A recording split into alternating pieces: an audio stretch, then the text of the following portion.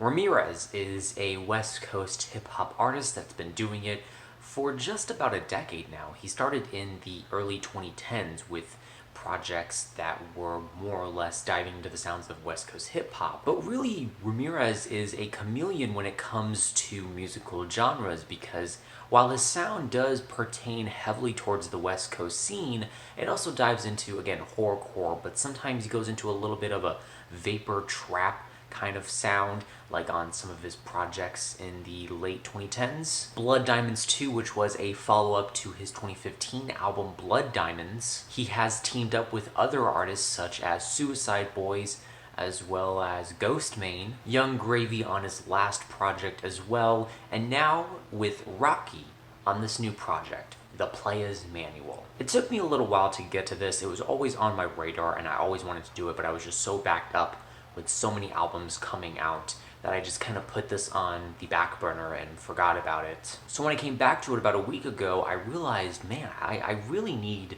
to talk about this because it is really good, really solid G-Funk, still maintaining that sound of West Coast hip-hop, but also a little bit of a Memphis rap, which Ramirez has dived into before, trap, and a little bit of like a new disco flair on some points. It's not like the biggest genre on this album, but it's definitely there. It's noticeable. On this project, you have 15 tracks that run about 35 minutes. It's a pretty tight listen. Most of the production on this album operates on the same kind of mindset. You have these very smooth synths along with these bouncy and funky bass lines, reverb hits and claps and snares and kicks, and you see Ramirez and Rocci kind of doing their thing over these instrumentals. I don't really need to dive too much into every track on this album to point that out. Let's point to the track Lane Switchin', for example, which I think is really like the thesis of this album, if there can be one, where you have these really rich and elegant synths that might be strings or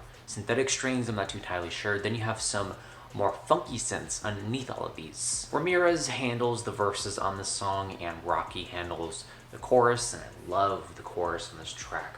Rolling high, switching lanes, push it on 40s, you want this game. And the way Rocci's vocals are on this track, it's so well performed and so good. It's so nice. And then out of nowhere, this track just seemingly and flawlessly transitions into the next track, HUNNIDS. I didn't even notice the transition until I realized Ramirez's flow sounded a little bit different, and I checked and I'm like, oh my god, it's a different song. This track follows the same formula that Lane Switching does. I mean, it did transition into this track, but still, the bridge on the song is incredibly catchy. HUNNIDS grave, ain't got no time for no silly bitch. HUNNIDS jumping out my pockets, watch the bundle do a flip. The track Gold Fangs and Pinky Rings is one of two tracks that has a featured artist other than Rocci. This one actually has two, PLAYA and Shakewell.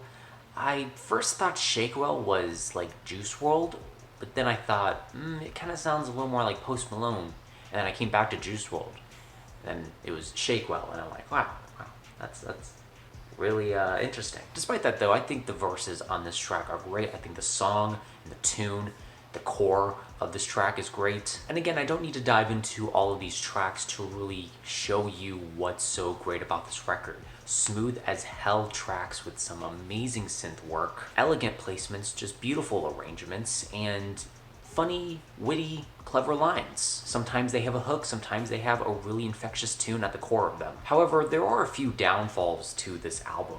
For one, I think the skits on this record, I've never been a huge fan of skits on any record. And they're not bad on this album, but I usually just skip them because they're not that important. There are also some tracks on this album that I feel like could have been developed a little bit more, like, for example, the track Lavender Lust. The track Ebony Woodstock, which is more or less an interlude, but I feel like it was going to finish into something a little more appetizing and fulfilling, but it just kind of cuts off at the end. It makes it one of the weaker moments on this album. And speaking of that track, the last three songs on this album, I think, really missed the landing of this entire record. Again, the interlude that I was just talking about. Then you have the track Red Dot, which has the other feature artist, Night Lavelle. However, I feel like this song calls back to the horrorcore sound that Ramirez was toying with in the early to mid 2010s. While it isn't a bad song, stylistically it kind of feels a little out of place on this album. Again, really the last 3 tracks on this album kind of fumble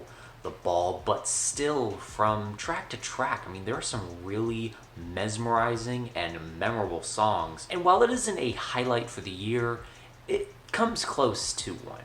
Really, I am feeling the strongest of B pluses. Great record, check it out, especially if you like that G-funk and West Coast hip-hop sound. I definitely think you will enjoy this. However, I am curious to know, what are your thoughts and opinions on this album down below?